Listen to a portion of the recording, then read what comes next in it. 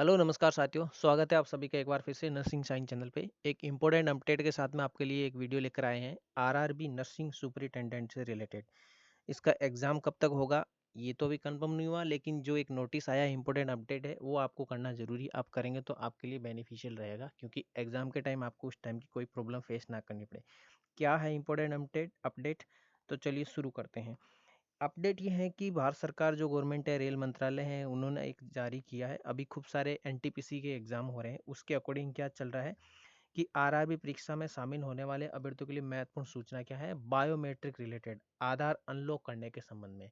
क्या है कि जब आपने फॉर्म भरा था, तो फॉर्म भरने के दौरान आपको आधार को सत्यापित करने वाले सभी अभ्यर्थियों से ही उन सब से अनुरोध है, उनके हित में ये सुनिश्चित करें कि परीक्षा केंद्र में आने से पहले, जब आपका एग्जाम होगा उससे पहले आपको क्या करना है, आपको अपना आधार है, UIDAI जो आपका यूनिक आइडेंटिफिकेशन जिसे अपन आधार कार्ड कहते हैं, वो आपका अनलॉक कंडीशन में रहना चाहिए, ताकि परीक्षा के दिन जब आपकी बायोमेट्रिक होगी, आपका रजिस्ट्रेशन होगा, उसमें आपको किसी भी प्रकार की कोई प्रॉब्लम फेस ना करनी पड़े। तो इससे रिलेटेड ये अपडेट था। लेकिन अब ये है कि सर हमें पता नहीं है कि हमारा जो आधार कार्ड है वो अपडेट है, लेकिन उसमें क्या है कि हमें पता नहीं वो लॉक है या फिर अनलॉक है, लॉक है या फिर अनलॉक है, तो हम उसके लिए क्या करें। तो उसका भी सॉल्यूशन हम आपको इसी वीडियो में देने वाले हैं। क्या रहने वाला है, आप घर बैठे कहीं पर भी आपको आधार के अंदर या जो आपका बायोमेट्रिक जो आधार करवाता है, वहाँ जाने की जरूरत नहीं है। आप घर बैठे अपने मोबाइल से भी कर सकते हो। वो कैसे कर सकते हो, चलिए ये भी बता देते हैं। सबसे पहले आपको अपने या तो गूगल प्ले स्टोर जाओ, है ना, गूगल का जो प्ले स्टोर है, या फिर आप जो ऐप स्टोर है आपका, ऐप स्टोर जो आईफोन वगैरह होते हैं उनके लिए, तो आप इन दोनों में से किसी पर भी जा करके आपको सबसे पहले सर्च करना होगा क्या, एम आधार, माई आधार, माँ आधार, ये वाला आप सर्च करेंगे। सर्च करेंगे तो आपको इस टाइप का इंटरफेस दिखाई देगा, है ना। तो ये आपको क्या करना है, डाउनलोड करना है। डाउनलोड करने के बाद में आपको क्या करना होगा, सेकंड जो स्टेप रहने वाला है, आपको अपने रजिस्टर्ड मोबाइल नंबर वही डालें जो आपके आधार में डाल रखे हैं। मेरे हिसाब से वो बेटर रहेगा, क्योंकि आपके वो नंबर एक्टिव है और किसी प्रकार की आधार में आपकी कोई प्रॉब्लम नहीं है। तो वो नंबर यहाँ पर डालने हैं आपको। ये डालने के बाद में आपको नेक्स्ट करने हैं, ठीक है। नेक्स्ट करने के बाद में आपको एक ओटीपी जाएगा, वो ओटीपी डालना है। ओटीपी डाल के आपका लॉगिन हो जाएगा। तो इस टाइप का आपको एक इंटरफेस दिखाई देगा, जिसमें आपका रजिस्टर आधार नंबर, यानी जो आपके आधार नंबर है आधार कार्ड में, जैसे मैं बता देता हूँ आपको, किसी के ये नंबर है ना, मतलब 4 4 और 4 कितने हो गए, 12 डिजिट के आधार नंबर है ना, वो आपको यहाँ पर इस पर क्लिक करना है। इस पर क्लिक करने के बाद में आपके ये जो आधार नंबर है ये डाल देना है। ये डालने के बाद में आपका रजिस्ट्रेशन हो जाएगा, ओटीपी आएगा। रजिस्ट्रेशन होने के बाद में फिर क्या रहेगा, आपको एक 4 नंबर का पासवर्ड क्रिएट करना है। कि सर ये पासवर्ड क्रिएट करना है या फिर हमें आधार के पासवर्ड डालने हैं। देखो यहाँ आधार के पासवर्ड डालने नहीं है, आपको नए क्रिएट करने हैं। यानी ऐसे पासवर्ड जो आपको याद रहे और आगे फ्यूचर में उसकी अगर आपको नीड रहे तो याद रहे, तो आप उसको यूज कर सकें। जैसे आप अपने एटीएम पिन नंबर डालते हैं ना, उस टाइप के आपको यहाँ पर क्या डालने हैं, आपके यहाँ पर 4 डिजिट के कोड, आपके पासवर्ड यहाँ पर क्रिएट करके आपको डालने हैं। 2 बार वेरिफिकेशन करेगा आपका, और वो दोनों अपने आप में वेरीफाई हो जाएंगे। फिर आपको नेक्स्ट करना है। नेक्स्ट करने के बाद में आपकी जो प्रोफाइल है वो क्रिएट होगी। कैसे होगी, यहाँ आपको अपने आधार नंबर डालने हैं, है ना। आधार डालने के बाद में यहाँ एक कैप्चा कोड दिया हुआ है, उसको यहाँ पर डाल देना है, और रिक्वेस्ट टू ओटीपी। मतलब आप आधार नंबर डालेंगे तो जो आधार नंबर में मोबाइल डले हुए थे, वो ओटीपी यहाँ पर चला जाएगा, उसी नंबर पे जो नंबर आपके वहाँ पर रजिस्टर्ड थे उस पे। तो ओटीपी को आपको क्या है, डाल देना है। जो ओटीपी आएगा वो डालने के बाद में नेक्स्ट क्या करना है आपको, ये लॉगिन हो जाएगा कि भाई आपके आधार नंबर से आपका लॉगिन हो गया। जैसे ये मेरा था तो मेरा लॉगिन हो गया, मेरा यहाँ पर फेस आपको दिख रहा है। जैसे ही आपका लॉगिन होगा तो आपका वहाँ पर फेस आपको दिखने लग जाएगा। यानी कुल मिलाकर आपका लॉगिन हो गया, और ऊपर की साइड में आपको आपका आधार कार्ड है वो भी दिखने लग जाएगा।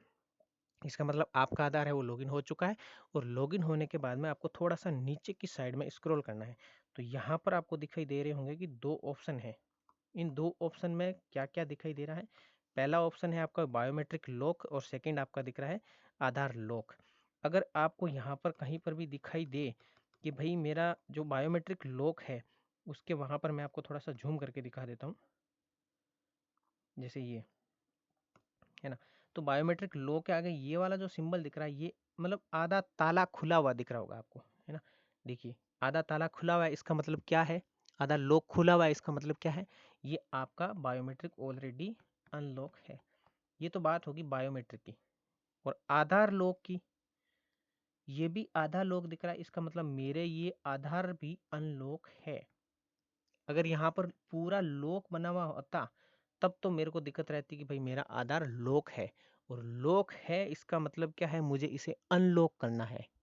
अनलॉक क्यों करना है, क्योंकि आरआरबी चाहती है कि जब आप एग्जाम देने जाओगे तो आपकी करंट जो आइडेंटिफिकेशन है आपको वेरीफाई करने के लिए आपका जो आधार है अनलॉक होगा, तभी उनके पास में परमिशन रहेगी, जिससे आप वहां पर बायोमेट्रिक करेंगे तो आप आसानी से अपनी एंट्री वहां पर करवा सकते हैं। इसलिए आपका आधार अनलॉक करवाया जा रहा है, क्योंकि अभी एनटीपीसी के खूब सारे एग्जाम हो रहे हैं, लोको पायलट्स के हो रहे हैं, खूब सारी एसआई का हो रहा है, कांस्टेबल के हो रहे हैं, रेलवे के खूब सारे एग्जाम हो रहे हैं, तो उनमें इस टाइप की दिक्कतें आई है, कैंडिडेट को खूब सारा समय लग रहा है। इसलिए उनसे ये वेरिफिकेशन करवाए उससे पहले ही आप ऑलरेडी करके जाएं, अनलॉक रखेंगे तो आपकी वहां पर हेल्प हो जाएगी। अगर किसी का यहाँ पर लॉक आ रहा है तो क्या करना है, सर मेरे तो अनलॉक नहीं आ रहा, लॉक आ रहा है। लॉक आ रहा है तो आपको क्या करना है, इस आधार लॉक पर क्लिक करने से पहले आपको यहाँ पर एक दिखाई दे रहा होगा, virtual ID is mandatory for Aadhaar unlock. तो सर वर्चुअल आइडेंटिटी जो मेरी यहाँ पर मांगी गई है, वो यहाँ पर मैं कैसे, मेरे पास तो वर्चुअल कोई आईडी है नहीं, तो मैं कैसे कर पाऊंगा। देखो अभी आपको वो भी बता देते हैं ना। देखो यहाँ पर आपको एक ऑप्शन दिखाई दे रहा होगा, कौन सा वाला, ये वाला, जनरेट वर्चुअल आईडी। इस पे क्लिक करके आप अपनी आईडी है वो मतलब जनरेट कर सके वर्चुअल आईडी को, ये क्रिएट हो जाएगी, आपकी जनरेट हो जाएगी। तो फिर आप जैसे मैंने आपको बताया था कि उस पे क्लिक करना है, किस पे, आधार अनलॉक पे क्लिक करना है। इस पे क्लिक करेंगे तो क्लिक करने के बाद में आपको नेक्स्ट विंडो में आपके यहाँ पर कंफर्मेशन मांगेगा, तो आप इस पे क्लिक कर देना, और लॉक या फिर जो अनलॉक ऐसा लिखा हुआ आएगा आपका अनलॉक, है ना, अनलॉक लिखा हुआ आएगा, तो उस पर अनलॉक पर क्लिक कर देना। जैसे ही क्लिक करेंगे आपसे जो आपकी वर्चुअल आईडी है वो मांगी जाएगी, वर्चुअल आईडी डालकर जो जो इन्फॉर्मेशन पूछे वो आप डाल देना, और वो डालने के बाद में आपका ऑटोमेटिकली आपका जो आधार है वो अनलॉक हो जाएगा, है ना। तो ये पूरी की पूरी जानकारी मैंने जो आपको दी है, एक प्रोसेस वाइज दी है, इसके आधार पर आप क्या कर सकते हैं, आप अपनी जो आधार है वो उसको अनलॉक कर सकते हैं, है ना।